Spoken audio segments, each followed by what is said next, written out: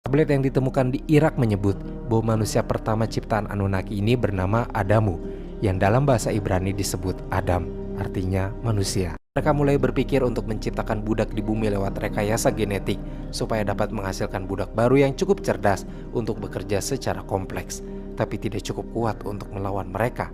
Eksperimen yang mereka jalani ini diceritakan secara rinci dalam artefak Atrahasis yang menyebut bahwa sebelum manusia tercipta, sudah ada banyak makhluk unik hasil rekayasa genetik.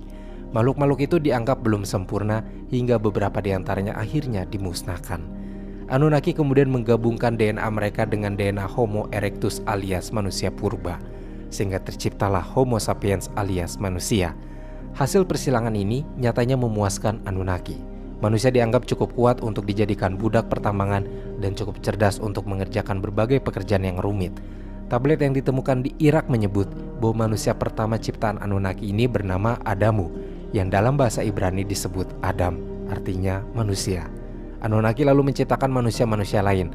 Dalam salah satu kisah disebut bahwa ada manusia yang tercipta dari tulang rusuk Adamu, yang mungkin merujuk pada Hawa dalam banyak sejarah peradaban manusia.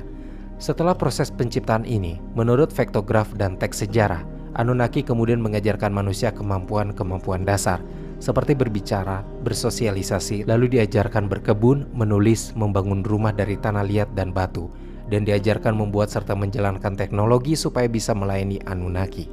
Perlu diketahui bahwa dalam setiap catatan artefak, Anunnaki selalu digambarkan dengan sosok yang tinggi sekali dan sangat kuat, memiliki senjata super canggih yang banyak untuk menghalau pemberontakan, sehingga manusia-manusia menganggapnya sebagai dewa-dewa mereka yang disembah dan dilayani.